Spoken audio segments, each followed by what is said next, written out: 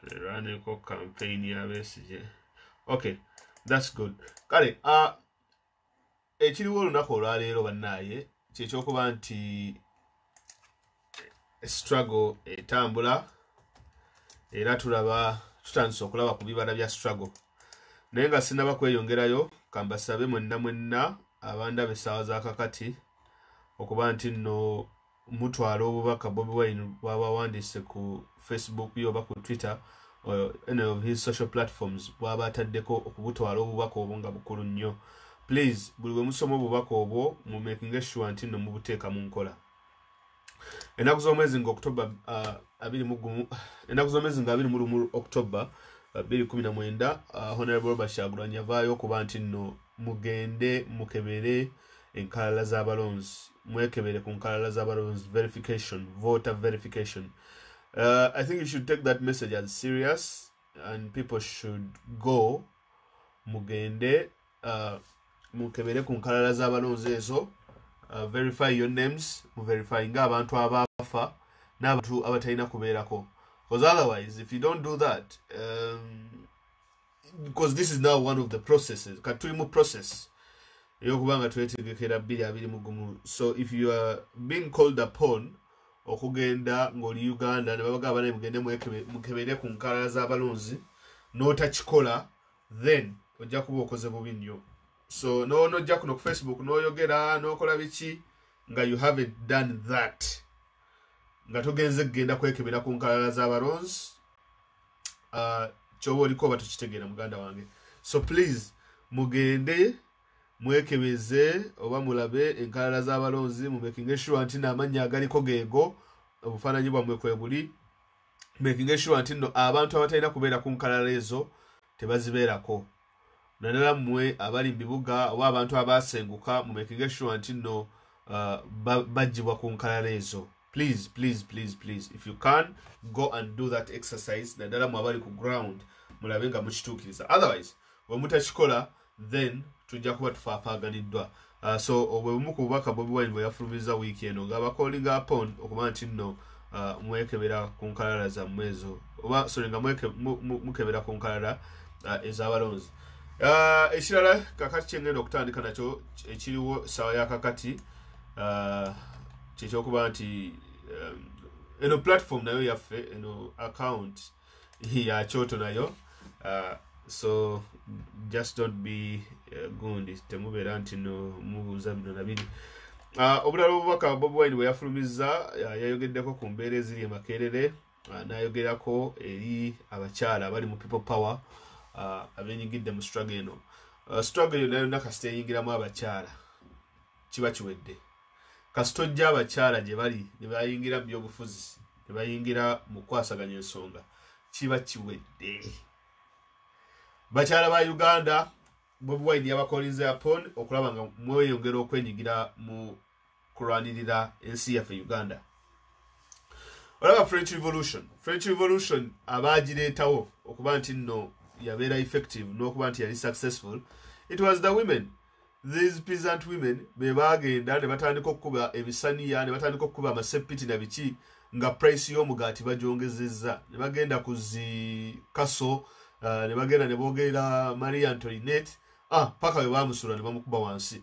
These peasant women, they are the ones that actually are creating a steam momentum when they are overthrowing gundi, this gundi and kabaka wa France.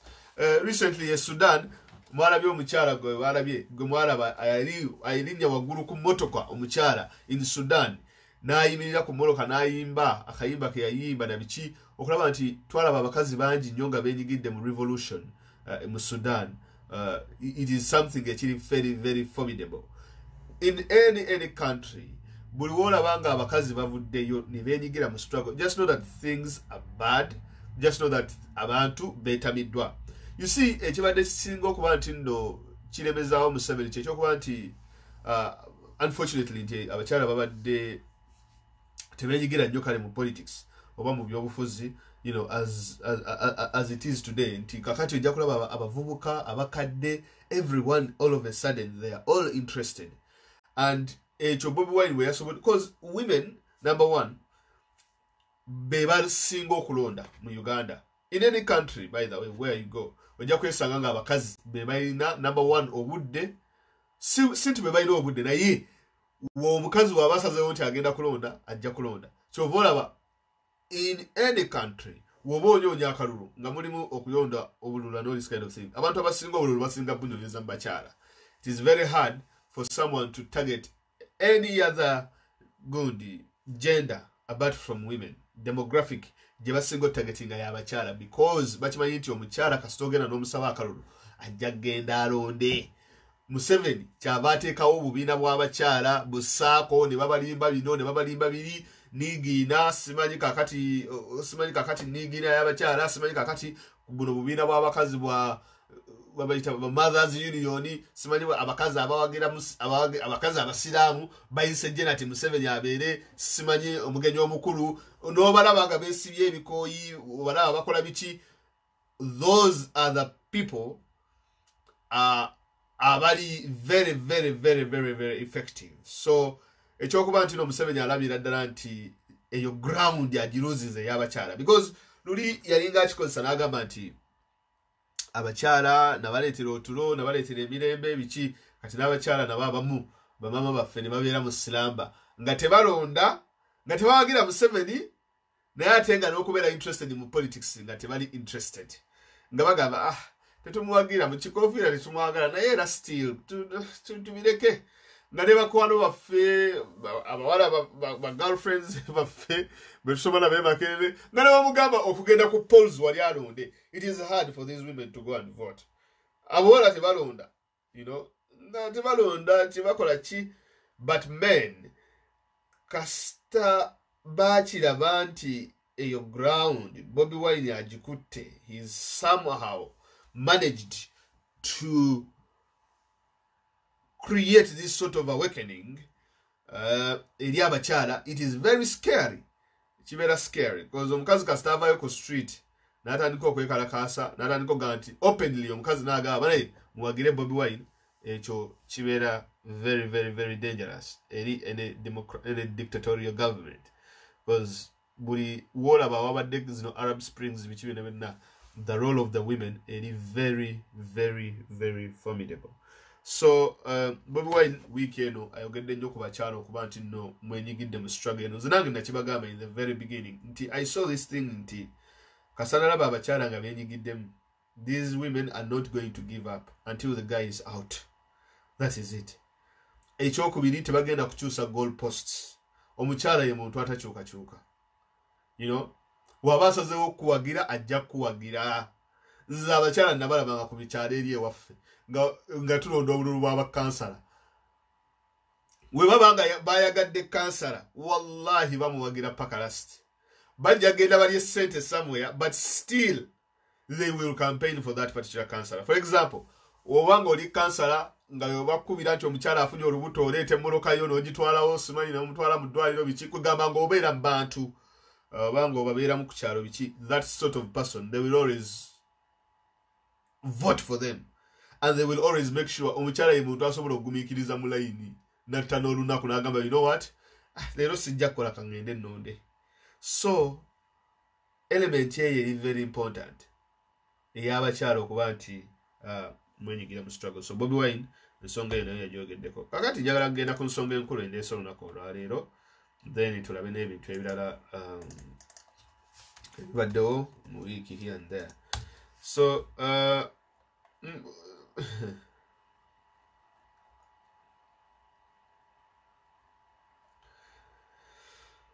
Museveni fenna twamulabye wiiki eno yagenze Russia n'akola ki mu lukungaana olwa Russia African Conference or whatever, Russo oba Russia Africa Conference, something of that sort. Olukungaana luno lwabaddemu ba presidents aba Africa 43, 43 presidents. Africa erina aba presidents 54 because we have 54 states. Naye presidents abagenze Russia babadde ba presidents 43. Now Apparently superpowers tuina nga nnyatano kali katugambe naye mu superpowers ennyatano ezo ng'esooka ya America, eyokubiri awo China, then eyokusatu European Union, and then eyokuna maybe Russia. Now eno topic jengendo okwogerako naddala ya Russia yinza okuntwalira akabanga naye I'm just going to put everything into context kugezaako kuginnyonnyola mu abaagala okutegeera what Russia means and why it matters, and context yokuba nti Museveni kiki kye yabadde anyoonye Russia, why did he go there, what are the Russians looking for in Africa, n'ebintu ebifaanawo ebityo. Now guno gwe mulundi ogusookedde ddala President wa Russia Vladimir Putin okubanga akola olukungaana lw'abakulembeze aba Africa. Olukungaana luno lubadde terubeerangawo number 1. Guno gwe mulundi gwe ogusookedde ddala.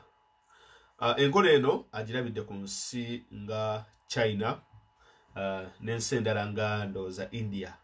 Mujjukire mabegakaawo wabaddewo group ky'ensi ezayita zi BRICS, muri Brazil, muri Russia, India, ne China and South Africa nga zaagala oku rivalinga ensi omuli European Union ne United States of America as the world's leading global trading partners. Now Russia ebadde number 1 because Russia yali active mu Africa ng'ensi because tujjukire bulungi Cold War, olutalo lwaliwo wakati wa America ne ensi eza Europe ezimu nga ziwagira governments mu Africa ezali zikiririza mu ideology yaabwe oba ezali zikiririza mu ndowooza yaabwe engeri abantu gye balina okuba nga bafugibwamu. Twalinawo enkola ndowooza capitalism oba baali bagiyita ya nasiwa mukange, and then socialism ng'enkola bagiyita n'akalyakaani. Kakati ebiseera ebyo olutalo balwananga entalo zitwayitanga proxy wars, nti omuntu eyali omulabe eri America yali muntu awagira enkola eya socialism oba enkola ey'Abarussia n'Abachina. Kati omuntu ayali omulabe wa Russia ye yali omuntu eyali awagira enkola eya capitalism n'Abamerika n'Abangereza. Kakati enkola ebyo byonna byonna byaggwaawo, ekisenge we kyamenyebwa mu 1990 ekyali kiyitibwa Berlin Wall, East Germany ne bagigatta ne West Germany ne ziba nga zifuuka ensi emu. Ensi endala nga North Korea ne South Korea zo zaasigalawo nga ziri ku ideologies ez'enjawulo era n'essaawa za kakati kyovula nti nno tezikolagana. Naye kyengezaako okutegeeza kyekiriwa nti Russia ebadde n'omukono gw'amaanyi nnyo mu byobufuzi bya Africa, naddala mu kubeezaawo gavumenti z'abannakyemalira n'okuzijjawo oba okuzikwakkulawo gavumenti ez'abannakyemalira. Ekisenge kino kasita kyagwa mu 1990 Russia n'eclosinga embassies zaayo ezisinga mu Africa era ne operations zaayo eza Africa ezisinga n'eziclosinga n'egenda n'econcentratinga mu Eastern Europe oba mu Balkans mu bifo ebifaanana ng'ebyo. Olw'ensonga nti baalwana nnyo mu Africa n'Abamerika bano n'Abangereza. Abantu nga Lumumba, Patrice entalo ezo baazifiiramu.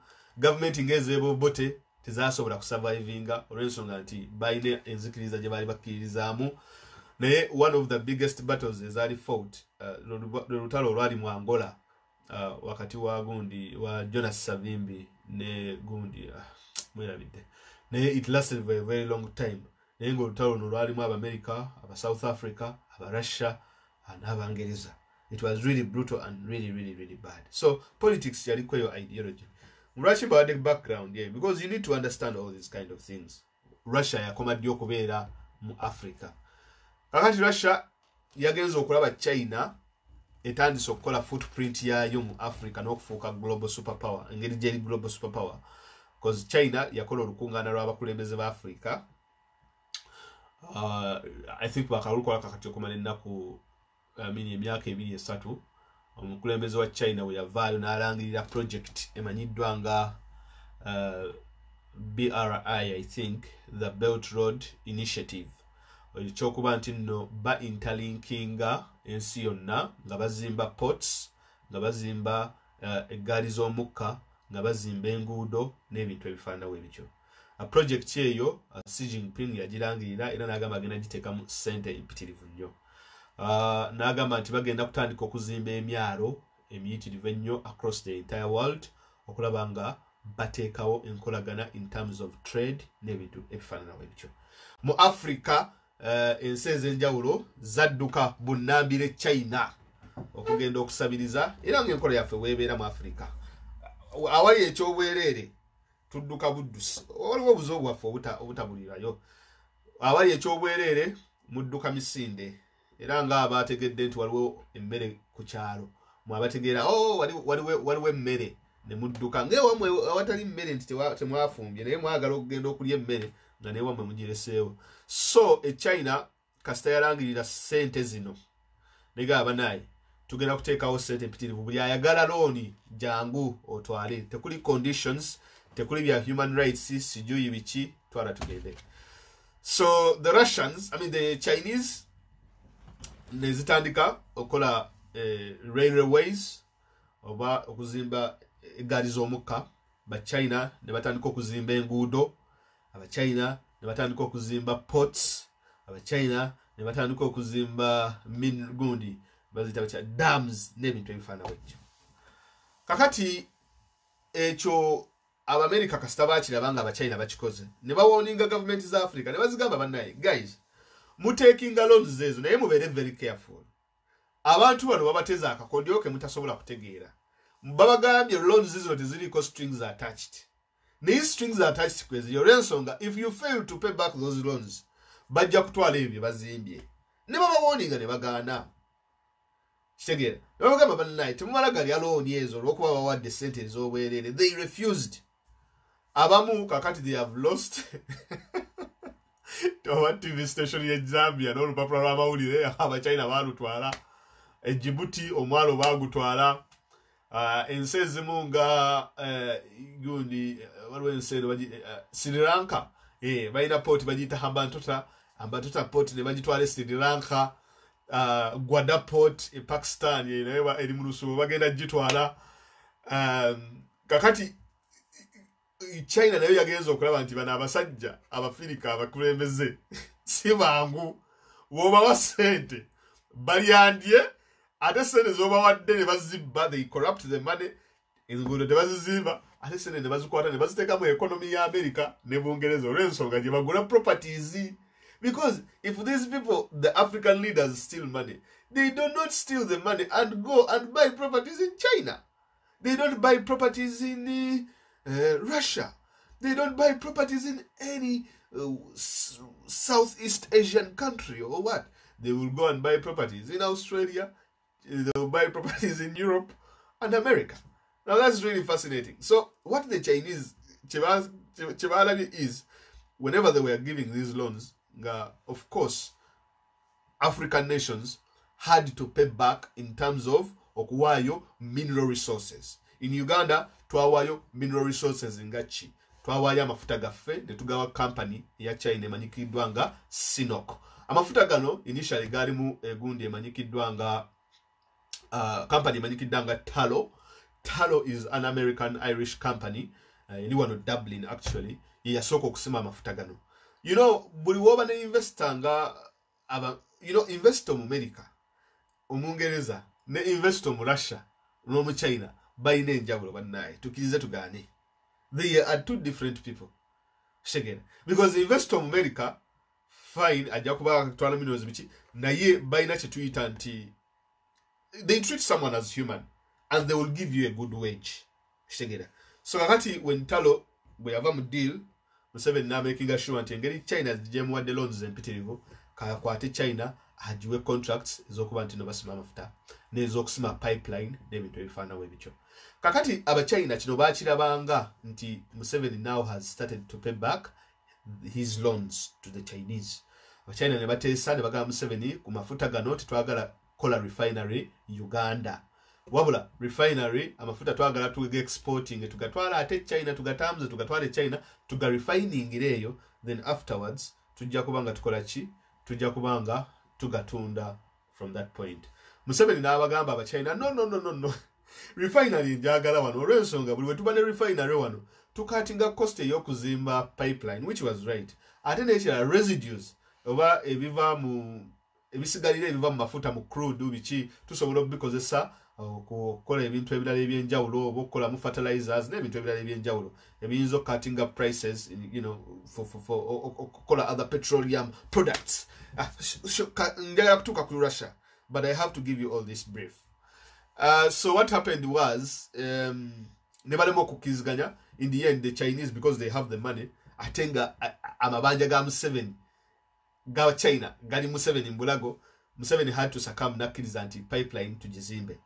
Pipeline labagamba tugiyise Kenya oba tugiyise Tanzania. Aba Tanzania ne bawininga contract ne bagamba nti pipeline bagenda gizimba okuvira ddala mu Eastern Uganda, Western Uganda, bagijeyo egende paka ku Tanga port.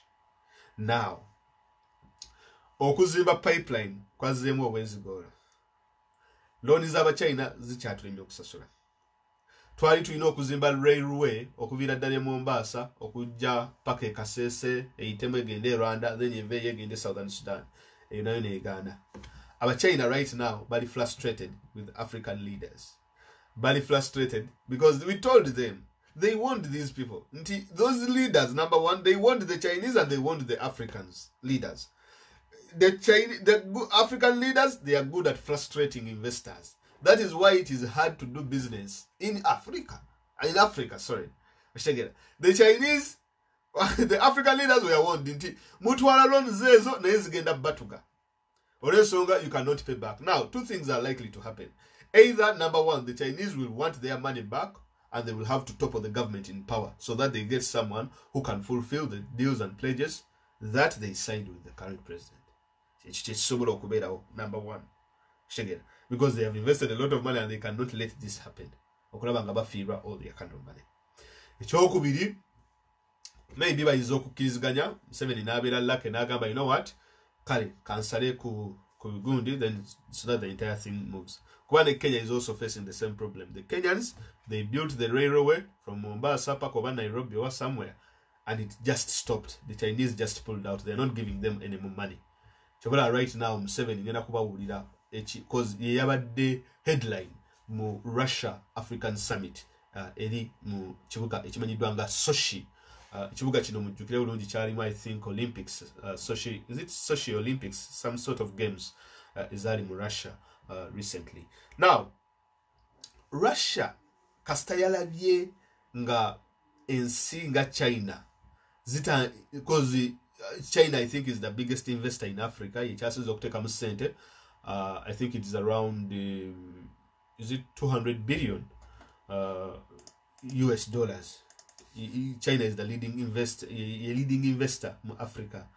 Then nekudako European Union. I'm sorry, nekudako America, nekudako European Union, nekudako Gulf countries, Dubai and all these countries. Then Russia, neyokeja ne millions zazo, is it chikumi? Sorry, million, I think, in some billion in some is a dollar. Anyway, katusoka tutuka ku conference eyabadde we Sochi. And how did we come to this? Number one, Russian sin nene mwabajimanyi nene naye eyina abantu batono. Kyekisooka. Ekyokubiri, Russia teyina port. Fine, eyina port naye port zeyina ziri eri waggulu. Port zeyina tezisobola kukola 365 days olw'ensonga zibeera almost frozen for the most of the year. Shegera kyenva mulaba nti Russia erwanira nnyo Ukraine bikyawo Eastern Europe olw'ensonga eyagala kufuna mu watwa weeyita wet esobole okutradinga with the rest of the world. Russia nsi nnene naye obuzibu bwerina is nti it doesn't have a lot of mineral resources. Eyina minerals but not so much. Kyekisooka. Ekyokubiri,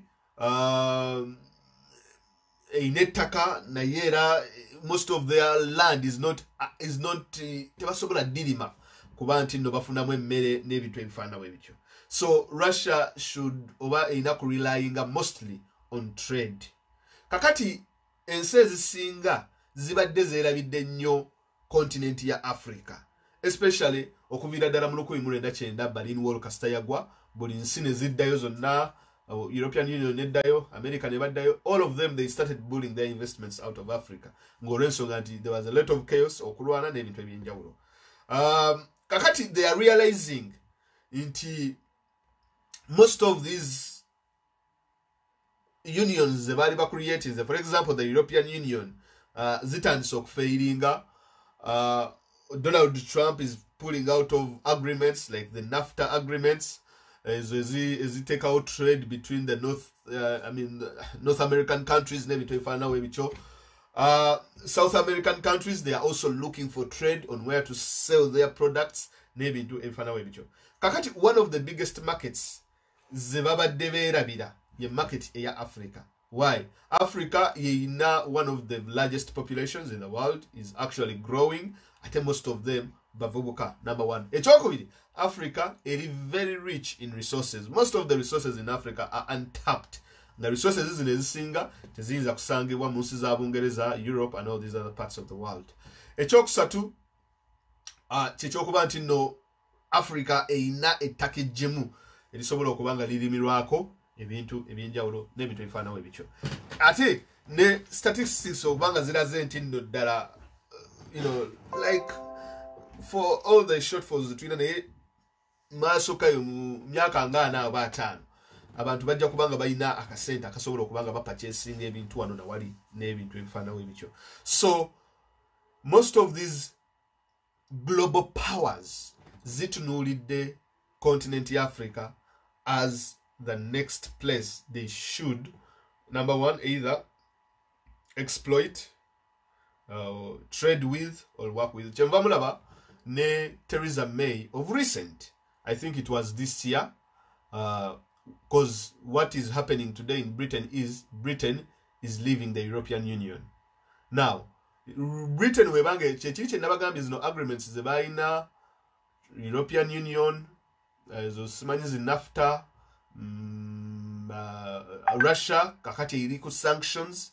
Russia cannot trade with the US, it cannot trade with some EU countries because of ebintu byebadde ekola ebyokuba nti no babadde battaba spies n'ebintu ebifaanawo ebityo. So at the end of the day, the sanctions, it was on top of the agenda ku bintu ebyayogeddwa e Sochi nga boogera with some of other African leaders who are also under sanctions, people like Nelson Mnangagwa, abantu ba government ya Uganda nga abantu ba Yoweri Kaguta Museveni, abachi bebayita batya bano Bakari Kayihura, they are under sanctions. So it means if the sanctions are hurting these people.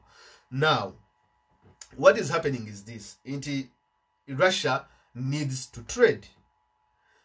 Kati ekyabadde e Sochi akatale ebintu Russia byetunda bye bino wammanga.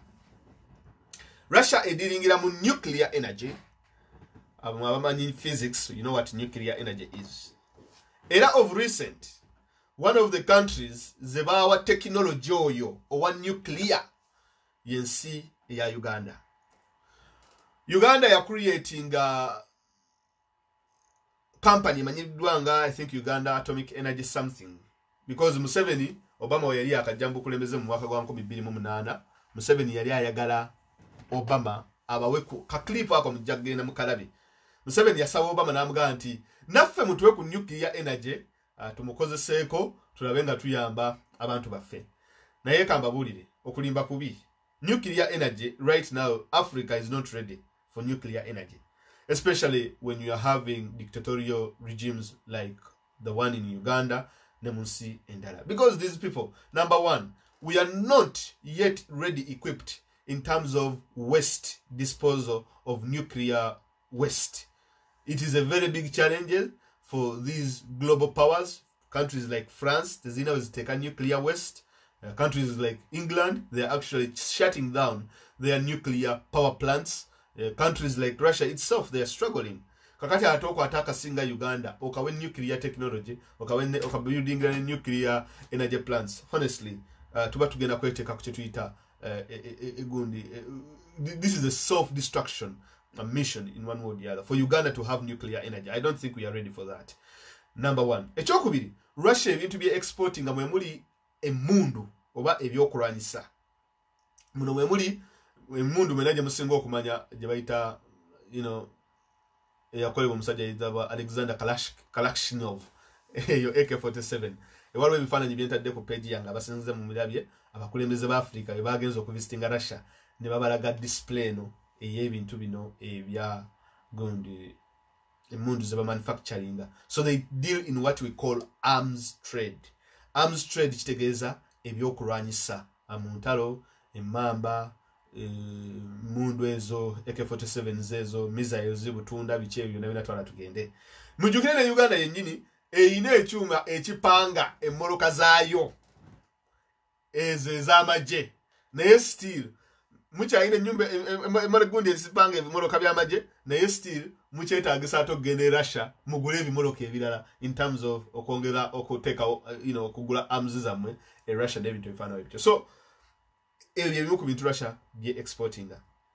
Mu birala Russia bye exportinga mwe muli gundi biomedical products oba kale vaccines n'ebintu ebifaanana ebityo. It doesn't export so much of like food items n'ebintu ebifaanana ebityo. So wetunuulidde nnyo okutradinga ne Africa, etunuulidde nnyo mu byakulwanyisa kyekisooka. Ekyokubiri etunuulidde nnyo mu byoku mining oba mining mukiyita mutya mu Luganda. Russia eyagala nnyo okuyingira mu katale k'okujja minerals mu ttaka. Mining mukitegeera mining, for example okumininga petroleum, okumininga uranium, cause mining okumininga diamonds. I think kakati bafunye contracts mu Central African Republic, mu Zimbabwe bagenda kumininga yo gold, mu Sudan, e Congo n'ebifo ebirala ebiri mu Africa. Kakati badde nkyabagamba ekya energy. Russia bajiwa contract in 2017 okulaba nga developing a nuclear energy plant in Uganda. I think right now Uganda has some uranium are untapped, and Museveni is very very much willing to see that uranium oyamu atandika omukozesa nga nga tanaba kuva ku bukulembeze.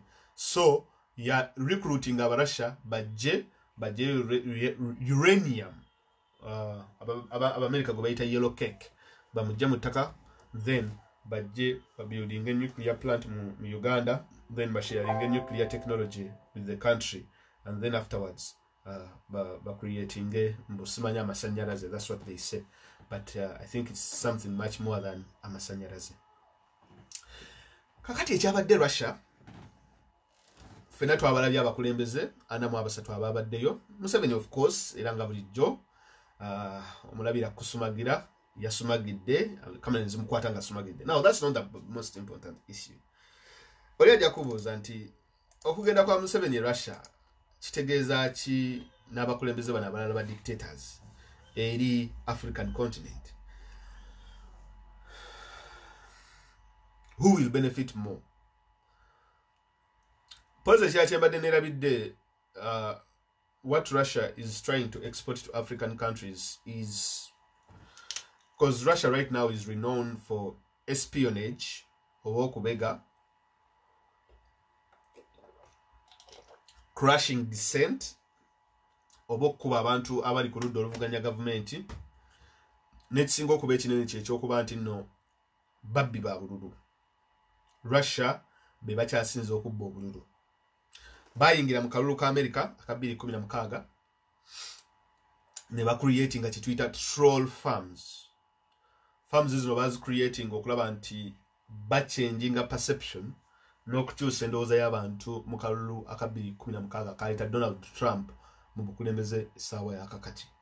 N'essaawa yakakati Abarussia bakyawera ennemba n'emisango egyo egy'okumeddlinga into the elections of the United States of America. Now, most African dictators we bagenze mu the first Russia-Africa summit. Bagenze yonga they expect to get some help. Nadala abayina obululu obunatera okubanga bujja mu nsi zaabwe. Ensi gyengenda okwesibako nnyo ye Uganda olw'ensonga nti Russia ne Uganda essaawa zakakati wetwogerera babadde ne trade I think last year trade eyakolebwa wakati wa Uganda ne Russia ewarirwamu almost 74 is it million US dollars, something of that sort. I think the one that I read about. Naye ekyabadde Sochi, these people bagezaako okufuna ku technology engeri gye bayinza okukozesa social media ne bagikabinga nga Putin bwe yasobola okuba nga agikozesa mu kalulu ka America ne baba nga bakyusa the entire electoral process. Basobola okukikola mu bintu bibiri, ne bakozesa social media ne bagiraga yonna ng'etaaninze against the opposition leaders nga bwe bakikola ku Hillary Clinton, oba basobola okukozesa because they have sophisticated technologies okuba nti no bakwatagana ne babbira African dictators and governments obululu ne badiscrediting the opposition name into ebifaananyi ebityo. They are good at rigging elections. Putin is a master. Tampulira omanyi waliwo abantu abamu bwe tutya, of course oyo Putin tasaaga kabawulire nti okumanya abana abasajja tebasaaga. Waliwo Russia, one of the other exports zeyina is poison. Webale nnyo mukulu MBO. Poison, espionage ne mercenaries. Barungi bayina bamasinale ba Russia bazibu nnyo. It doesn't have very many people. Tojja kusanga maje ga Russia akali ku ground. No. They don't do like that. Russia bayina bamasinale. Mu Central African Republic basindikayo bamasinale ab'ekitongole bakiyita ndako kanchikebere wano. Oba bakiyita Vanguard something. Oba Vanguard. Oba chi. Ba Russian mercenaries.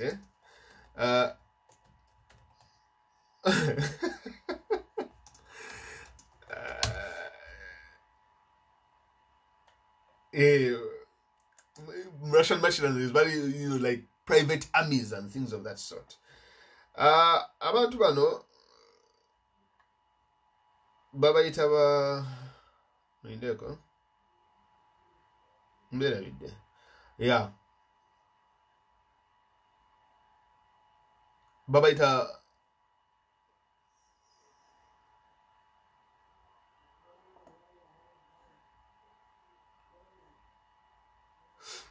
Wagner.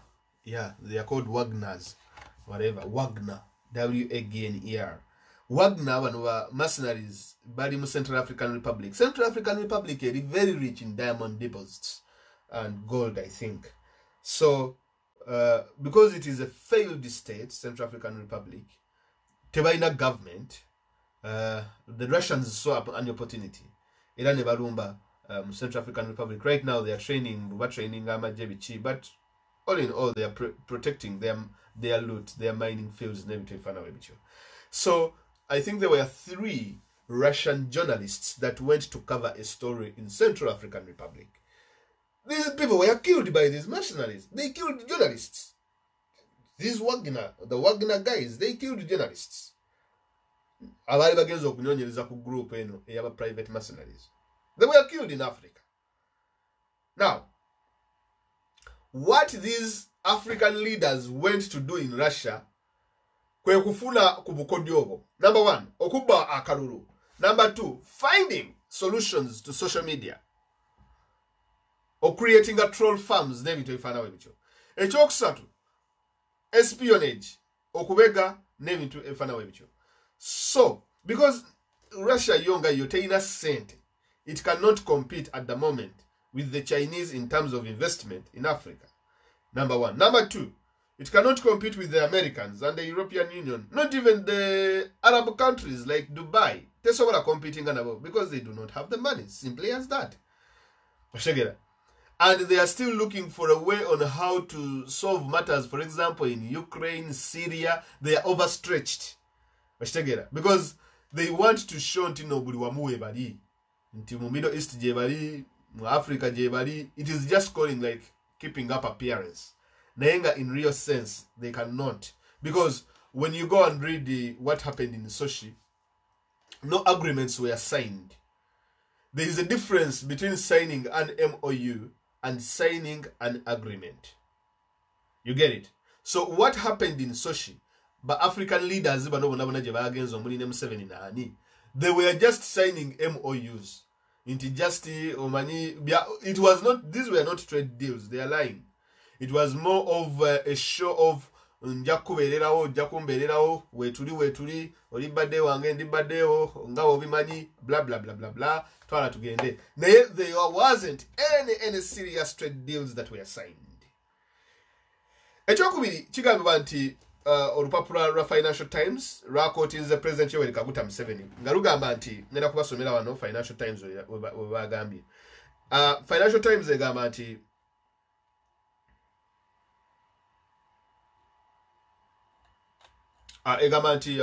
just a minute, guys.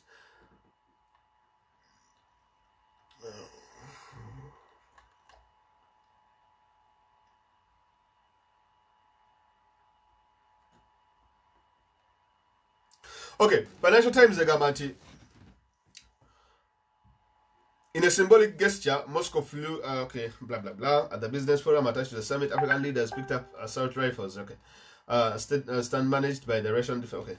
Okay, the number one. Okay, Russian defense experts. Okay, one Financial Times or popular Financial Times. Rabade lukotinga Yoweri Museveni. Raga inti Museveni yayogedde bw'ati ng'ali Russia. Yagambye the number one issue is defense and security. Yoweri Museveni, Uganda's president, told Putin at the bilateral meeting nti ensonga semasonga esooka yeby'okwerinda security and defense oba okwekuuma n'ebyokwerinda. Museveni we yasisinkanye Putin ekyamutegeezezza. Museveni yagambye Putin nti we have been cooperating very well. We have supported the building of our army by buying good Russian equipment, aircraft, tanks, and so on. We want to buy more, Museveni said. What Museveni we agambye Putin nga basisinkanye ekifaananyi kye mwalabye ekyo Museveni nga ali ku side eno nga ne Putin ali ku side eno. Museveni yagambye Putin nti tubadde tukolagana bulungi nnyo era Abarussia bawagidde nnyo amagye ga Uganda aga UPDF olw'ensonga nti tubaguzeeko nnyo ebyokulwanyisa byammwe omuli ennyonyi zinamunkanga, omuli tanka, omuli emmundu n'ebintu ebirala bingi. Museveni n'agamba twagala okugula n'ebirala bingi. N'agamba Museveni olira kano ke yagambye ke kasinza okonsesa yagambye he said suggesting that Moscow provide loans to speed up arms purchases. Now that was the most important factor. Museveni yesose n'awaana Putin n'amugamba nti mwana tubaguzeeko tanka mundu biki naye twagala n'okugula ebirala ebyokulwanyisa twagala ebyokulwanyisa byammwe bingi tubyagala naye mutuweeyo ku looni mutuwoleeyo. These guys banaye. Financial Times is a Nosiri popular fake news. Tugende mu lusome article eyo gye bawandiise ku Russia Africa Summit. Museveni was quoted saying nga asaba loans nga yagala bamuwole tanka n'emmundu ne aircraft missiles na biki babimuwe on loan. Now why would a president of Uganda ayina stockpiles of ammunitions eziri mu Uganda, because Uganda apparently is not at war with any African country as we speak. In Somalia, we are being supported by the US. Why would the president be interested in buying more arms and on loan? So desperate. Nti bamwe arms on loan, as quoted from the Financial Times. Because Financial Times again, Museveni yagambye nti batu bamuweyo ku mundu endala ne tanka naye babyanguye abyetaaga mbwangu naye babimuwe ku bbanja ku looni era nga bwakolebwa e China. So bye byabadde Russia.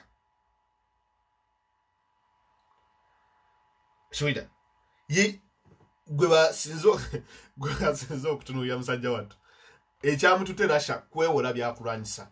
What is he preparing for? Why would the head of state go to Russia nga ayagala bamuwole ebyokulwanyisa ebiyitirivu nyagenda bikozesa ki? What is he really going to use these things for? That is what I'm fascinated to know. He wants to buy more arms.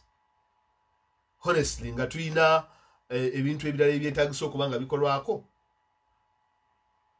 So what happened in Russia today, nze nja kubategeeza, is that Putin yabadde ayagala just kulaga nti naye ali interested in Africa, kulagako balayi nti banaye nange mu Africa njagala kuteekayo makanda kulaga nti no ndi wakabi.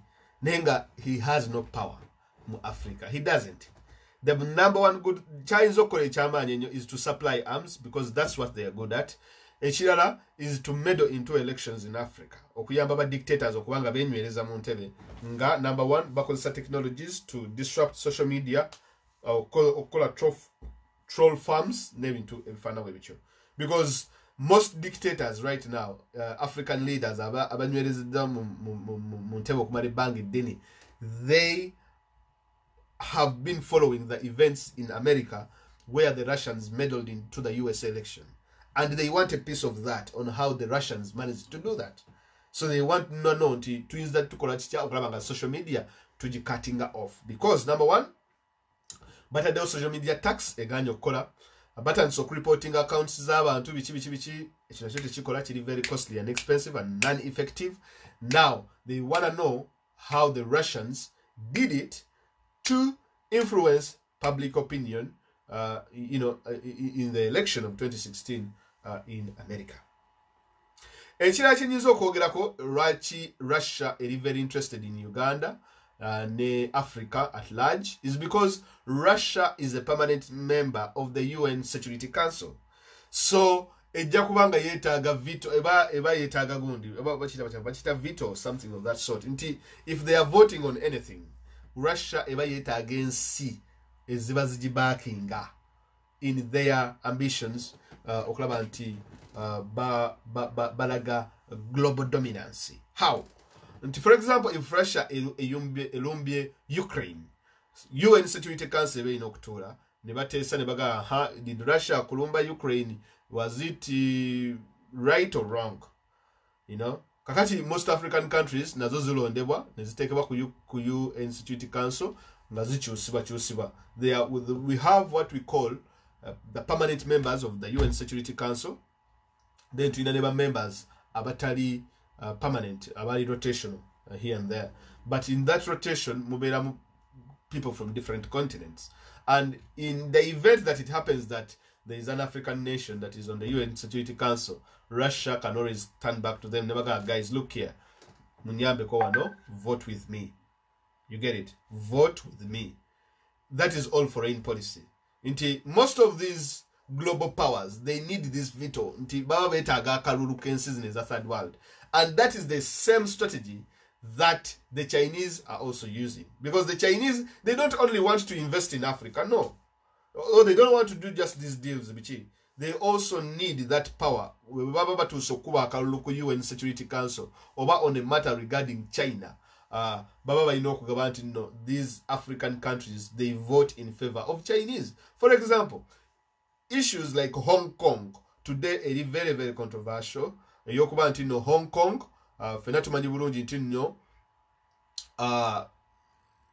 okay, initially, was it 1997? Bungereza yawayo Hong Kong eri China. Katuweji wayo omulangira Prince, what's his name, Charles, ye yali ku mukolo ogwo nga bawayo this island of Hong Kong to mainland China. Webajiwayo eri China, the bakola agreement ne bagamba nti webanayitawo ebbanga, I don't know how many years, I've forgotten. Ne bagamba nti Hong Kong will vote either to be part of mainland China or to be an independent state. Ekyo kyaliwo mu kawayiro nga bawayo nga Bungereza ewayo Hong Kong back to China.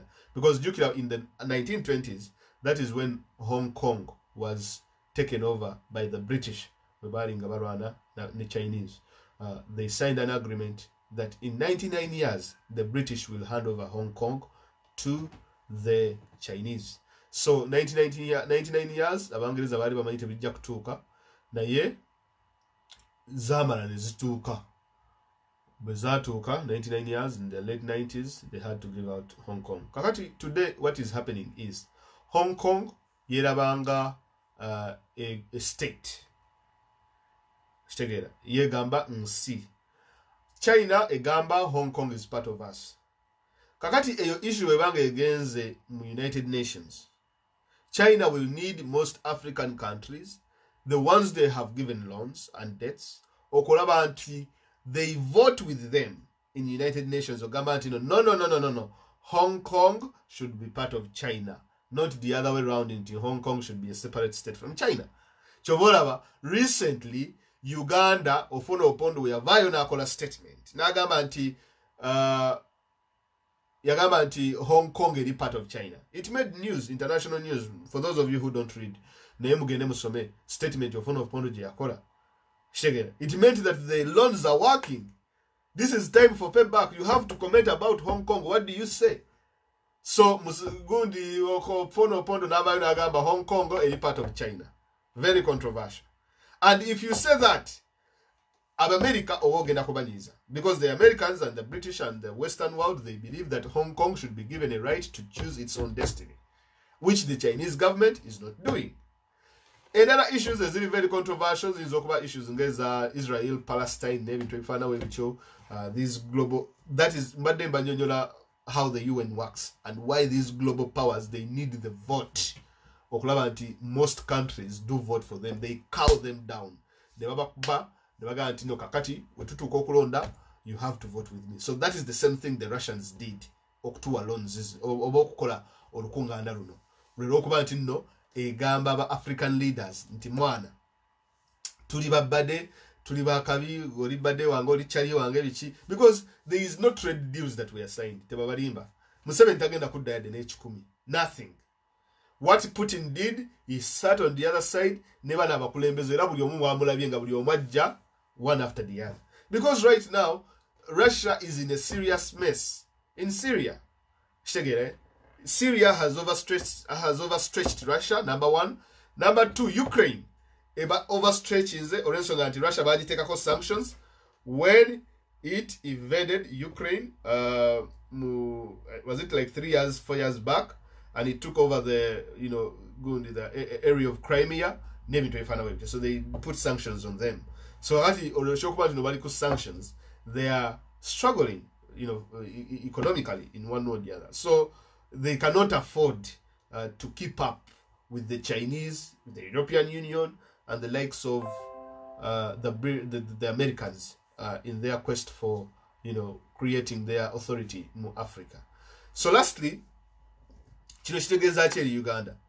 Now, if you look at one of the most areas of interest to the Russians, South Africa, Zimbabwe, Democratic Republic of Congo, Sudan, and Egypt. And by the way, Makuk, note this,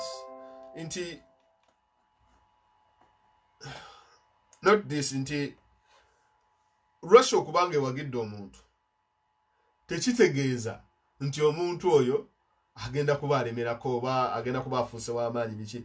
Actually, ate okuba omuntu oyo nga Russia yemuwadde amaanyi nga yemuwagira, it is very, very, very, very, very deadly.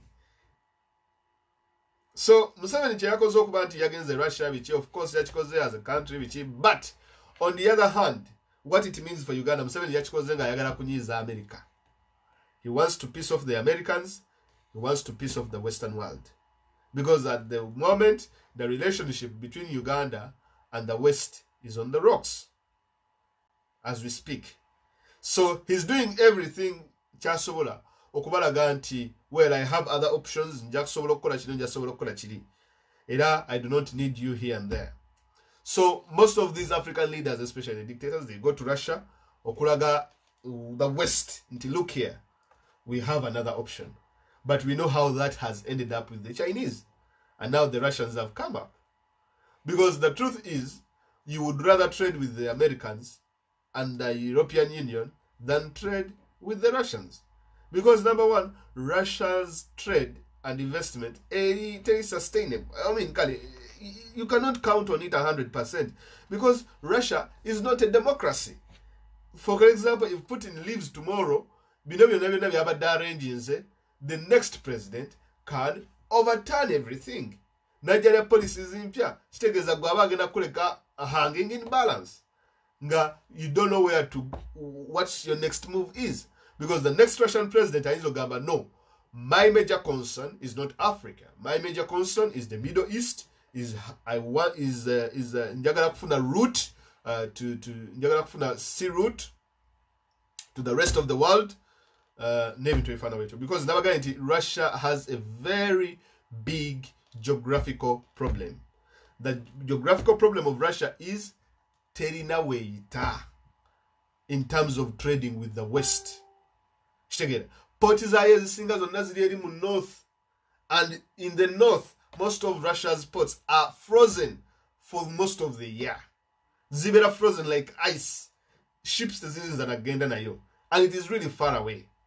Kakati ka space keina kali wano wakati wa Ukraine ya webe inakuita Ukraine obane itenos. If you go and read those things, go to know the map olabe, once chebe inakuita Turkey, because that's why you see Russia and Turkey, they have this good relationship. In order for Turkey to provide Russian goods Turkey, then it's genda to the rest of the world. Even Russia fights so hard, because Russia is not part of the European Union, number one. It fights so hard for countries like Ukraine not to be part of the European Union. Because if Ukraine is part of the European Union, Russia out. Or else Ukraine has to adhere or not following aga European Union.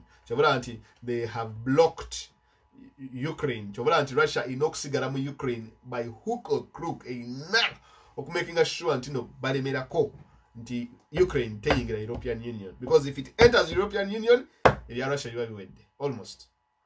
But we shouldn't also undermine Russia, because it's one of the most powerful countries in the world. Yensi jebata wambangako on its own chengamba. Newe chituka mukuwagira ensendala. Russia is bad at that. Buligwe wagira bamukubirayo. It's just because that Donald Trump himself, the decisions he make are very, very ridiculous. Especially the last decision he made with the Kurdish fighters, abayambako America fighting ISIS, nebayambako reclaiming most of the territories conquered by ISIS. And Americans, what they did was something very stupid that Trump did. He just gave up on these fighters. And these fighters, what they did was to sign an agreement with the Syrian fighters, who are in bed with the Russians. So now that means that territory Trump just like that. He gave it away, and everyone is raging in the US because of what the president of the United States of America did. Now, we shouldn't underestimate Russia as a country on its own. Just underestimating. But for the people it supports, those ones are easy to fight, because Russia cannot keep up. Or else sending just mercenaries. They do not have the numbers. I think their population, I don't know, I've forgotten. Let me see here.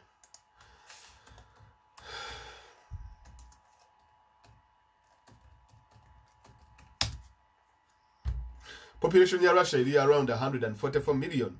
That is a low population, and the American population is, I think, thrice. It is thrice more than that. So the Chinese, they have 1.2 billion people. I think the Americans, bagenda kakati, is it 600 million people? So kakati Russia kubye sente terina, number one, kubya population auna wonfu tesobola kusindika maje kutaka shegera, because if you're having 144, the Americans have, I think, 400 million people around there, 400 million people. Bongereza wafe tuimu chukumi meka something, I don't know, so I think Bongereza is 55 million or something, like England on its own is 55 million. But Russia CNC joinzo kwesibaka enyonte yinzo okuwagira Museveni nemulemezaawo okulaba nti wa support ina energy yetaga, because it's not worth it to them. They still have to struggle on how to find a trade route and struggle against the sanctions US ziyabateekako bakitegeera. So that's a very, very big problem they have on their own. Then lastly, kyembadde mbaga nti we shouldn't underestimate Russia as a global power. Olw'ensonga nti Russia is one of those countries that was never conquered. Ensi nyingi nnyo zibadde conquered by this, ne bazirumba wano ne bazirumba wali, but Russia was never conquered. Napoleon tried, naye kyamutuukako mwenna mwakiraba. He went there, Abarussia ne baba mu St. Petersburg. Napoleon agenda okutuukawo nga emmere bagyokyezza, buli kimu bakyokyezza. He was stranded there for 2 months, and he lost a big number of troops due to hunger, and they came in a very, very terrible month of winter. So Russia is one of those countries that cannot easily be conquered. You know, most of these people have tried, naye they haven't reached Moscow because number one, geography wayo, ekyokubiri nene, ekyokusatu, its weather is really, really, really, really nnungi nnyo at all. So as on its own, as a global power, it is a global power, of course. Naye okugamba nti sustaining its support for faraway countries like Uganda, faraway countries like the Sudan and Egypt, Russia can easily be kicked out because Russia taina posts like the US has. You know, US let me see. In military bases, I think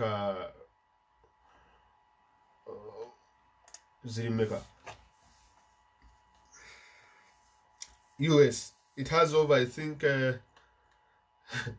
20 or over, I don't know how many military bases. US, almost 20 or almost 50 military bases in the world. Russia doesn't have any. China teina. Chibaita foreign policy, chibaita gundi, bachita bacha. Wetutuuka ne twogera nti gwe obanooza nti America si superpower. Nga tukulaga nsi ki eriredde essaawa ya kakati okubanga etakinga over. Kitegeera. The United Kingdom erina, I think something like erina 10.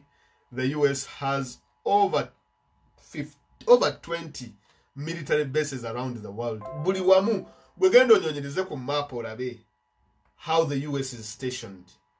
Kitegeera. Djibouti gyeri, gundi Chad gyeri, South Africa gyeri, Belgium gyeri, Germany gyeri, Australia gyeri, Japan gyeri. The reason as to why, because that is the only way we can keep peace in the world.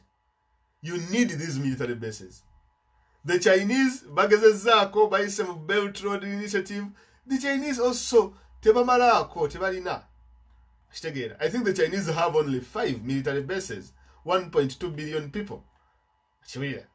Germany erina 3. Russia erina 8 military bases. But the military bases they have, ziri nnyo mu Eastern Europe, teziri global. Bu Russian military bases, ojja buwulira buli nnyo mu Armenia, Belarusi, Kyrgyzstan, Kazakhstan, Tajikistan, Syria, eyo gye buli. Naye tojja bawulirako eno mu Africa, tebalinayo military base. The reason as to why these global superpowers need military bases is because wemubanga mulwana olutalo, you don't need to go atoddeyo mu America, you refuel, and then you come back atokomewo tugeze olutalo luli mu Angola. You need somewhere where you can easily, where you are easily positioned, n'okuba. Kyobalaba nti US bwe yali erwana mu Gulf War and all these places, one of the biggest military bases gye balina yali mu Saudi Arabia. That is where it was. The US has military bases in Saudi Arabia, Afghanistan, Qatar, because that is the only way you can keep peace in the world. Shegera ekyo US kyekola tukiyita deterrence. Shegera tukiyita deterrence. To deter oba oli wamanya nti wano waliwo amagye ga America. They cannot attack. Because if you attack just one American soldier, that is an all open out war. So oliwo oba omugezi, you just say, you know what, the Americans are there, kantambule ngende sijja kutawaana. Shegera. So it's just a measure of deterrence. America okwata amagye gayo nega positioning nega anti tutadde military base Kenya oba tutadde military base Djibouti. That in itself is as simple as okuga anti no, that is the security we can give you. It's a deterrence. Chobola anti America has a presence in South Korea. Why? Because they want to deter the Chinese and the North Koreans okuba anti no balumba South Korea. Because if they didn't have any presence in South Korea, what would have happened would be that the Chinese would collaborate with the North Koreans and take over South Korea. Shege. So when you take over South Korea, then America will go in a particular area, but China, Chogenda Korao. Shege. And they need to be present each and everywhere. The same happens to Japan. They have a military base in Japan. Japan is one of those countries that is takis wakubera na military okubera na military power like arms and all this kind of thing. Why? Because after 1945, Hiroshima and Nagasaki, they signed that treaty. Americans are the ones supposed to protect the Japanese. And that is why they have military bases in Japan. And also they have these bases. Wotunida Japan ka island karibu katikalinga mukono weguti. Like it's a hand like this. So it works in a way that they have to deter the Chinese into making sure China until we are here.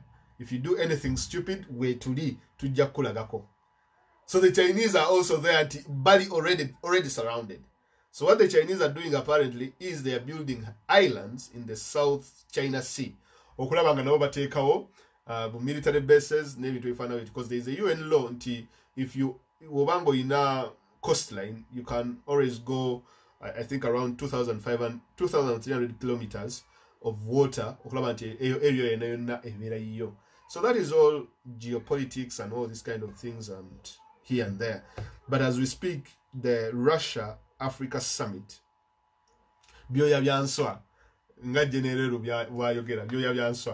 this was a group of people who went there, ngabaina sanctions, sanctions from the UN, from the Americans, number one.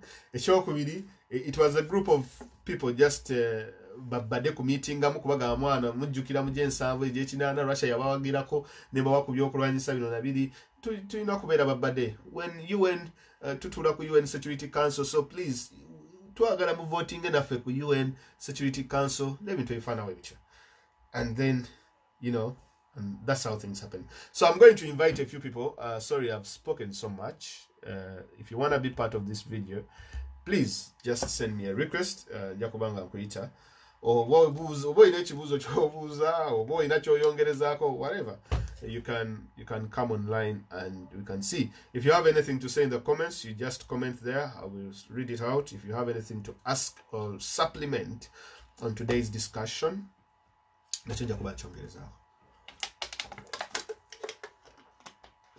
basically this trip is to piss off the Americans. What happened in Sochi, what is happening in Sochi is to piss off the Americans. What's happening in is to piss off the Americans, because this is how it happens. Russia is innocent. Now Russia eyagala tukwate sente aba China zebabawa muziguzise ebyokola ki ebyokulanyisa oba sicho mufune ebyokulanyisa ku loan nga Museveni we abadde suggestinze kakati sente zino oluvanyuma mugenda zikwata China bazo zibawa era ekisinga okunyiza China kyekyokuba nti nno African leaders sente zebabawa ne bazibba ate bazitwala mu America gye bazinvestinga. So that's really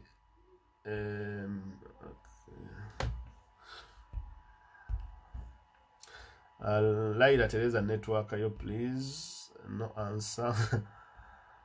Laida network info.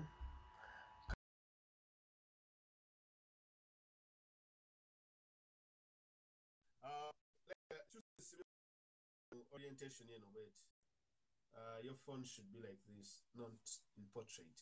You take a landscape, you take a portrait.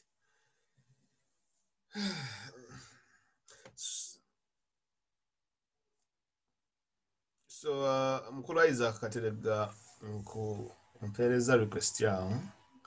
So ate kambabuye no trip ya Russia, the Americans are watching closely to see the person they can work with and the person that is, I mean, Sagala Kaigama to the Americans, but we really need the Americans. That is it. We do need them because they provide. Last year, about almost 1 trillion Ugandan shilling in terms of aid. So for a person who provides such an amount of money to your economy, we have to see that if Museveni has fallen out with them, it is something very, very, very, very beneficial to this struggle. Because singa Museveni abadde akyakolagana n'Abamerika nze nandibadde ndi mweraliikirivu nnyo. But when I see Museveni ng'ali mu kuyomba ayogera bino ayogera biri, and nalabye nga Museveni agenze Russia nemanya nti kaweddemu n'ebigambo byayogedde Russia nemanya nti yes awo kati tuli ku mulamwa. Mukulu Fazi webale kuweereza ggwanga. Kale nyabo nawe webale kubanga owuliriza. Mbeerako tubale tukumisinga. Naye era olukulabye ne ngamba kantererere ddala. Kakati webale kutangaza ku bintu ebyo ebya Russia. Naye bwe wabadde otandika watandise ng'ogenda simanyi oba kubambedde ndoza ku train. Simanyi oba oyogedde ku mukulu Kiza Besigye kyeyogedde ekya Twerwanekko.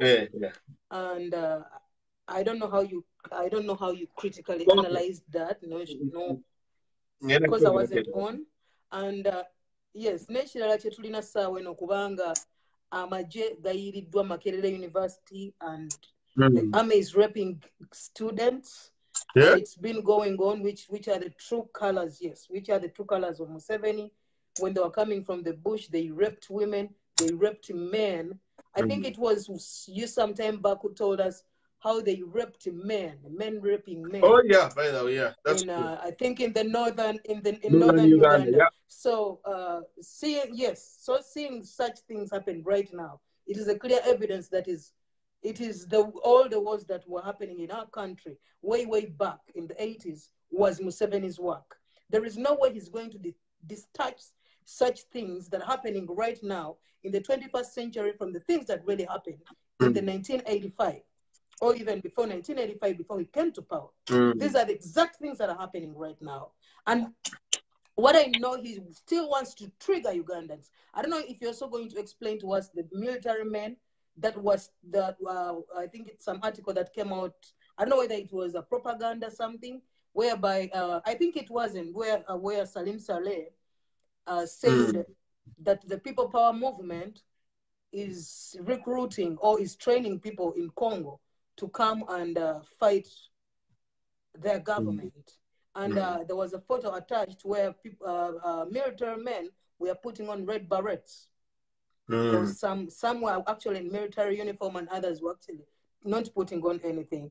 As an analyst, because you're the best analyst so far we have, I'm sorry to credit you right here. But yes, this is it. If you can also take us through that and where it is heading us. Well, I know you've discussed and told us how the military, how Museveni actually went to Russia and he wants to get loans. Yeah. And the question is, who is he going to fight? Because typically we don't have any war. And if you can also help us look onto what really happened in the city today, where they went to different phone stores and typically took phones from Mutasa Kafero. They took people's, bags of phones from people. Where is this heading at? And where are they taking all these phones? New phones, old phones, any phone accessories were taken in a whole building, in an entire building in the city. Does Museveni want to trigger us, Ugandans, to get into a panic war? Or I don't know where all this is ending at. Okay. I think that is all I have as a Thank you very much for that. at times, more especially when I'm talking in English, because I have an audience that I really, really want to hear this. Yes. Yes. Neyanziza nyosebo kasita tukwatirako kukaawo tweyanziza.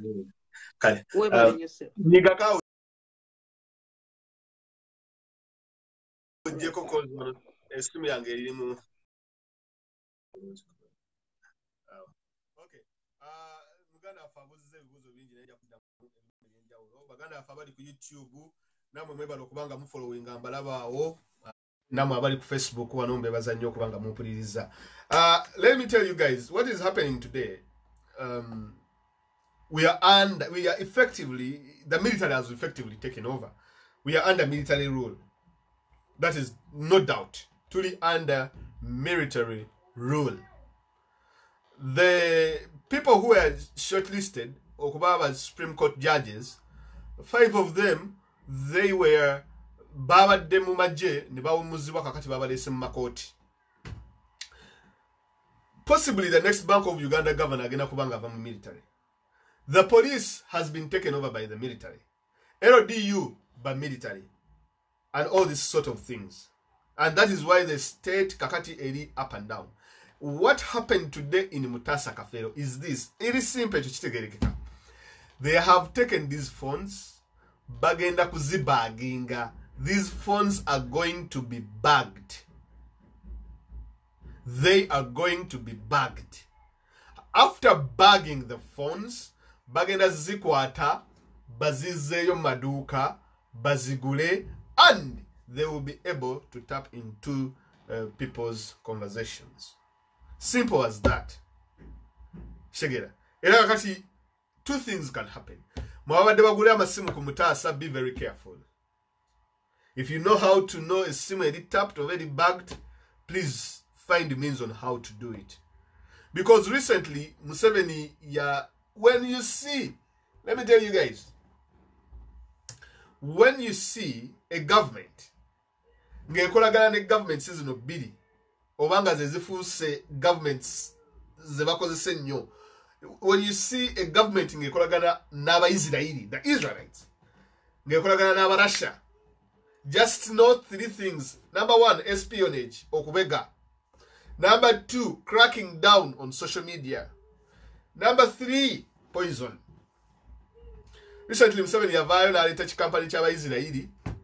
Mbubagenda kuleta technology, aba Israeli, bichi. Leseka. Yeah, these ones. Kangende nyonyereze ku ba Israeli bana. Israeli eira software bamita Pegasus. Software. Bokabe bamulina. Era African governments abasinga bamwagala ko copy oyo bamita Pegasus, something like that. Pegasus. Now that Pegasus spy, actually it's not a software, it's a spyware. Bamukozesa okubega government, okubega abantu. How? Baka kusindikira mu simu yo akuka Pegasus. Simu yangerwa. Simu sijira ba. Now, what Pegasus does, that spyware kabagako, baka kozesa esimu yone wobo jijeko, if it is off, whether it is off or on, ebela active. In a way that byobo yogera byonna wabwawo omuntu abawuliriza. Newogikwata bwoti ebe kuba ebifaananyi, that spyware baka kozesa okuba ebifaananyi over and over and over again. Kabaka kuba bukubi ebifaananyi ka spyware yako nga we kabisindika mu some database or somewhere. That Pegasus, something is called Pegasus. Mu abakola IT mu mumanyi oyo mugende mukanyonyereze ko bakaita ka Pegasus spyware ke bakozesa aba Israeli. So when I was 7 nga agamba nti recruiting an Israel farm okubanga ekola amasimu, number 1 nti Uganda egera kutandika okufulumya amasimu agayo. Simanyi Uganda Telecom bichi bakola good in Uganda Telecom mu Uganda, build Uganda, buy Uganda. ne bafulumya akasimu musimanyi nga kali made in Uganda mugende mubigule ebyo ebisimu munatubulira mugende mubigule unless of course you have nothing to hide but look here guys there is always something to hide. Your privacy means a lot. Zero wanga togenda kumbe gako bampe because I openly oppose Museveni period. But I also have my private life.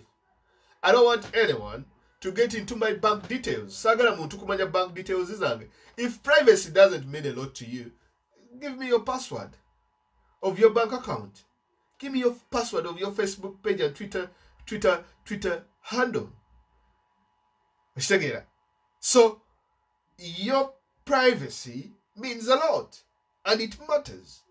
So if someone infringes on your privacy, it's a criminal offense and obali needed the dembe yo eliobuntu. So Gotovero no gabati was bega bichi sina chenkoeka bichi. No, that's not right. Chovola nebo boy ne abaina gaba akonse simu ngamo kaga. Shegera. Because you don't want your enemy to know your next move. So when you see African governments ngazidiringa nyo na Russia no kudiringa nyo na Israel, I just knew Museveni never ne social media they have failed to get a viable solution because reporting accounts impiti vutabajazi marayo reporting pages impiti vutabagenda zimarayo omu reporting a page eno endalange ujja omu reporting eri endalange ja. Now what is the best way to curb social media? Go to the experts. Who? The Russians. How did they do it in 2016 with them? Donald Trump? Hey, abawe kugundi kumagezi ntigwe ku Donald Trump wa mukubisocha psychology also wa mukubiso social media ajiko zocha no cyose mundu lezukuba Hillary Clinton. It worked. Use the Israelites by the spyware. So in the end olutalo telugenda kubeera ku street bichi masimu. It is not only Mutasa Kafero. They are going to go to even other places. Nga wawamba amasimu g'abantu nga bagateekamu ebyo softwares then nga bagabaddiza. Because trust me, the biggest opposition in the world in Uganda erimu Central Region number 1. Shegera wobango yagala kunyonya batunda amasimu mu Uganda, the first place you have to go to is Mutasa Kafero. Definitely. Alaba vuka bako Mutasa whatever that good babajita Mutasa babachita abasinga bonna opposition tubamanyi. Era mujagenda okulaba nga simanyi ebisango sango bye babataddeko biki esimu nzibe biki and all this kind of thing babikwate ebisimu byabwe babibaddize batandika okuguza abaana Uganda mugende mugule ebisimu byammwe ku Mutasa munaamala okubigula ngenda okubuuza nina obusajja obungobere na buli wensirawe budda mba njogedde ku kintu ngenda okuwulira nga bakiŋŋambye mba nkoze kino nga bakiŋŋambye. So be very careful guys, your privacy means a lot. Then lastly mukyala nga njogereko ku kintu kya Besigye ekya Twerwanekko campaign. Banaika mbabuulire wobanga oli dona wa Besigye ng'oli muzungu ompuliriza singa badde omanyi Oluganda Katonda yanitaasiza naye muleka temumanyi Luganda gwe wenna dona mpuliriza olunaku olwaleero ssente zammwe balya za bwereere. Honestly Twerwanekko campaign obalabye bonna basajja bereere, temulina mukazi temulina muvubuka bali wali bonna batudde mbu Twerwanekko. Mwerwanako mu kyanga temulina bakyala, mwerwanako mu kyanga temulina bavubuka. This is a bunch of people bakola campaign yaabwe bonga abasajja abakulu, which is okay, they can do their campaign bonga abakulu beerwaneko abazeeyi b'enseeno beerwaneko, that's okay. But they should include everyone. People should be balina including abavubuka, balina including abakyala. Era nga Bobi Wine ojja kulaba campaign ze bakyala bavubuka kitegeera. So Twerwanekko campaign is egenda kubeera another veiled venture. Twalaba balayira omwaka guno ne bagamba omwaka gubulako emyezi emeka ndabe tuli mu mwezi tuli mu October omwaka gubulako emyezi 3 kugalebo batugamba Museveni alina kugenda mwaka guno. It has failed. Bavudde bagambye kakati tu planning agenda mu kalulu. Nakalulu nako tebali prepared. and now they are trying to disrupt the people who are prepared. Now that is really sad. So Twerwanekko campaign, these people, I'm not against FDC and their campaigns and all this kind of thing, but they should focus. What is their major focus? Okay, your focus is to take Museveni out of power. Fair enough. How are you going to do it? Shegera. Number one, mwagamba urunedda temugenda kulinda kulonda. Waisebe banga tono mbateka kati plani ya feyo kulonda eliweti. Tuba tuliawo akali ati Twerwanekko. Tuba tuliawo twebereremu is tribalistic. Ate gwo mukiga olese Twerwanekko. Why tuleta yo kigambo kya Luzungu ba Luganda no very different. It's encapsulating the entire country. You don't have even that.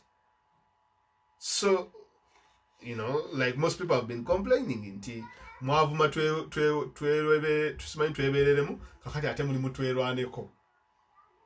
Everything mwebani abakuru abazeyi, which is okay. Fabavubuka n'abakyala tumanyiwe tugwa. Mwabakulu abasajja Twerwanekko. Wherever it will lead to. But stop confusing. It is so. Honestly. I think these guys are just trying to create accountability for their donor cash. Now, lastly, issue Makerere, we know very well, guys. Look here. Makerere University, I went through Makerere University. I've been through these strikes, left, right, and center. The force, the brute force the state is using against the university. I remember whenever we used to be there, these guys were really brutal. They are not even students. The lecturers, Vambega, Oyo Nawango Kenyini, is a spy himself. He works for the state. Like, not working for the state in the sense of as a vice chancellor, but he's working for the orders of the NRM party. You see, a university should be a safe space of intellectual discourse, no kubanti no mutura, ne mudisagreeinga, but you remain muli respectful to each other. That is what a university space or a space of that is meant for impacting knowledge should be. Where a person can sit, and you speak about the issues that are happening in the country, and you can disagree. Museveni for such and such and such. Bobi Wine, I do not agree with Museveni's policy, and you can critique as an academic. But you cannot even do that in the country.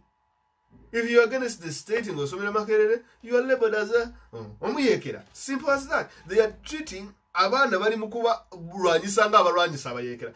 For heaven's sake, these are just kids with pens and books, and they are standing up against the unfavorable tuition policy. The same thing we have been fighting for over the years, for those of us who have gone through this university.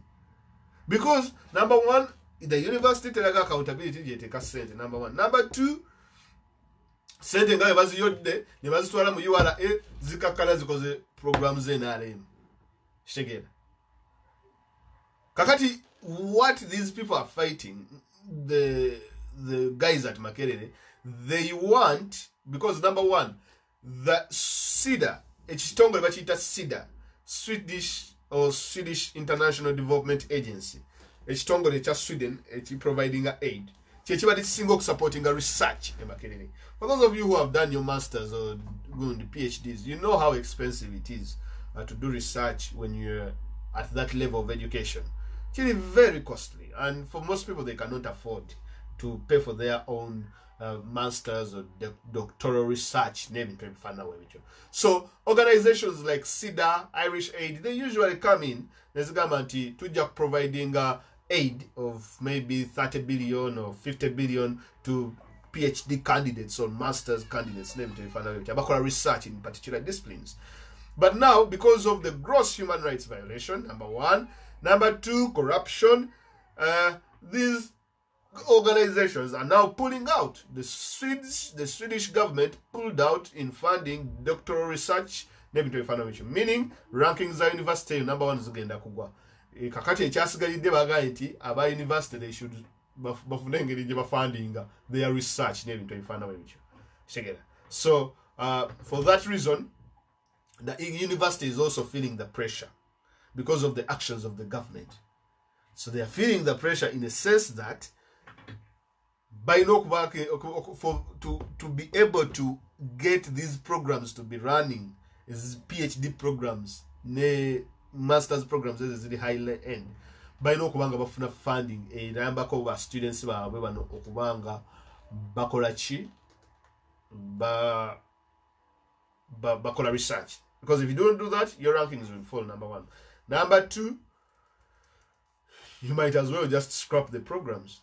And what a shame it would be for the government, for the oldest university in Africa, to scrap a PhD program because they don't have funding.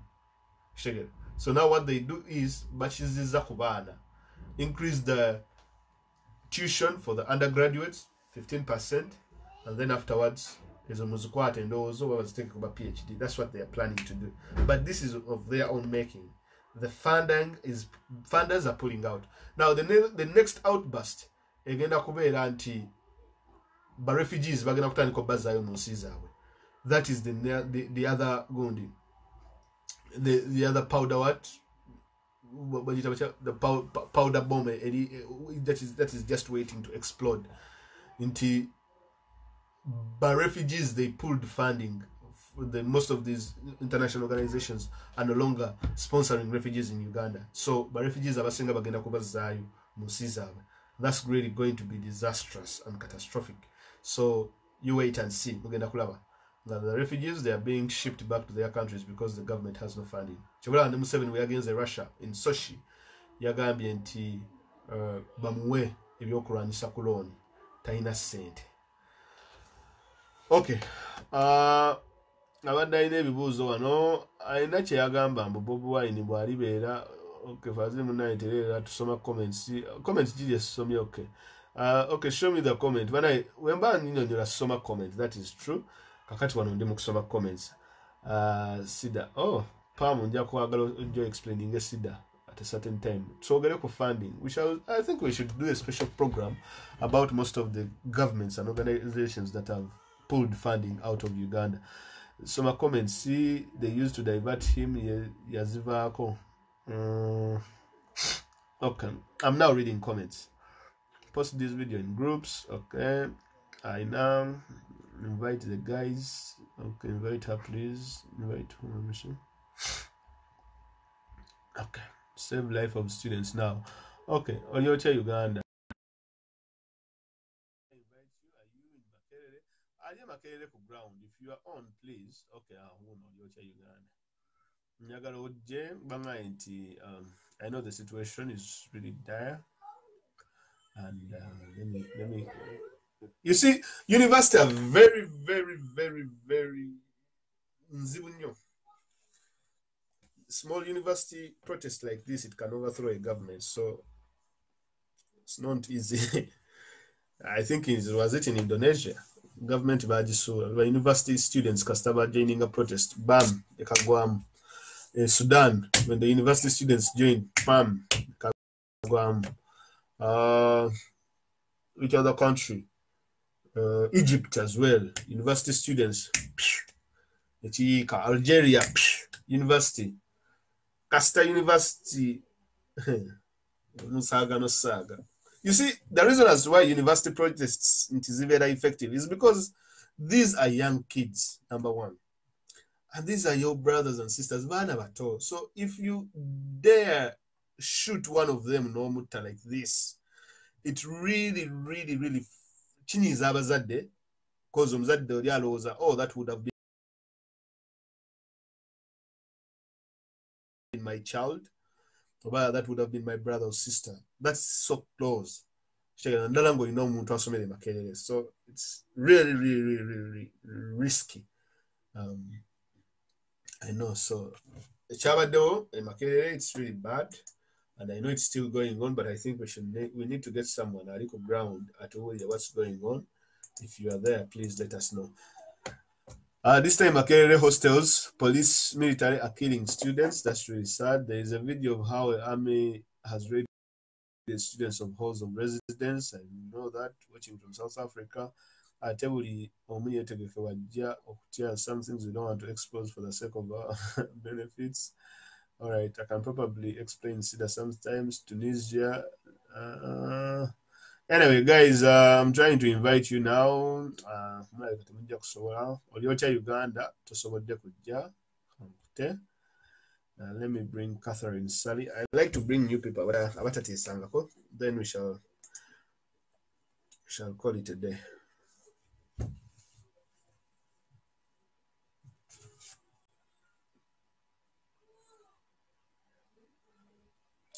All right, Catherine Sally. Now we can one student has died at the police station after being tortured.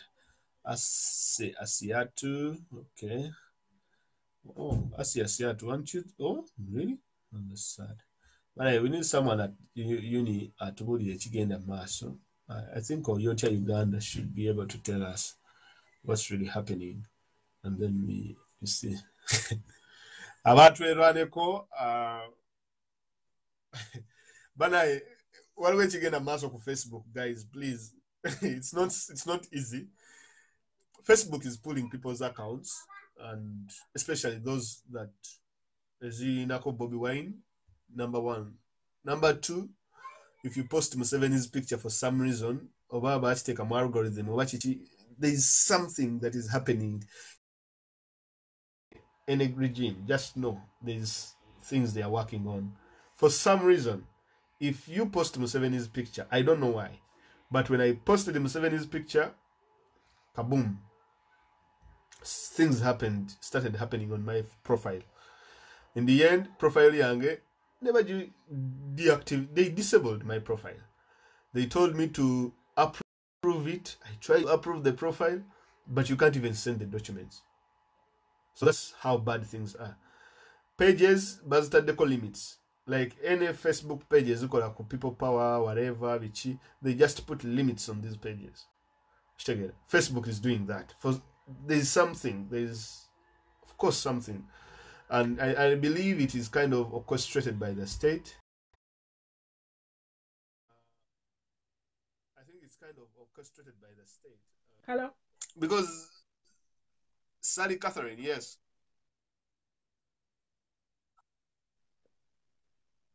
Ompulira. Kuwulira. Sibatano sebo. Bulungi oli otya? Bulungi. Kati mbadde nja kwogera ku bino ebitontome bano abasajja be bajja batubuulira. Ebitontome bya Museveni ne Kifeefe. Museveni agenda tugamba mwenna mugaggawale. Baani? Bameka? Mwenna musome. Abaana tebasoma. Entandikwa. Simanya bubu. Ate naleeta Abachina. Bubu taba mwana. Taba baby. Bubu. Abakazi besiba bayita babbanga abwe nti bubu oba abasajja bayita bakyala baabwe. Simanyi bulungi naye. Ebigambo byabwe ebyo wakati ne bagamba simanyi Bannayuganda bajja kubeera ne ssente mu 2021 biri baliwa. Ne tugenda ku Kifeefe. Tambula kuveeko ogende ku mulimu. Twerwanekko oba baani? Museveni agenda oba ddi? Gavumenti y'abantu baani? Akalulu tekayinza kuwangula. Ate papa n'ateekayo bano abasajja babalaata. Babalaatira mu kintu. Tewali kinyiiza nga abasajja abo. Tugamba bigambo ebinenenene nga tebirina mugaso. Tebirina nsonga. Biri awo. Bali akwogana bwogana. Mbadde njagala kuteesa. Ebigambo ebyo nze mbiyita bitontome. Mukyala Sali wejjekaawo katusobola kujja ku wano. Weebale nnyo okuteesaako. Nsiimye nnyo. Weebale kututontomeramu. Bannaye. Abali ku YouTube namwe mwebale. Waliwo agambye Jabwe Moses. There is not a despotic regime like that of Mr. Museveni that can undermine a university strike.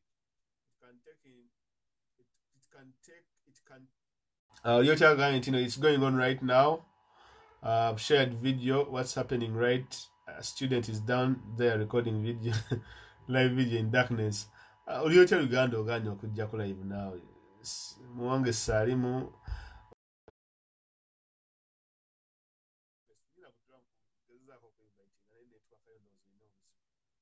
Let me invite people today.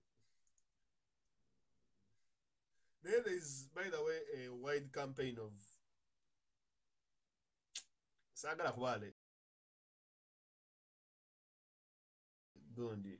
Manya abavuka b'NRM. My name is Makola. Let me tell you guys, NRM guys, if you start reporting our accounts, Navichi, just know that we have the numbers on social media. If people decide, for a want people power to be peaceful, but if we decide to guarantee, let us report this account.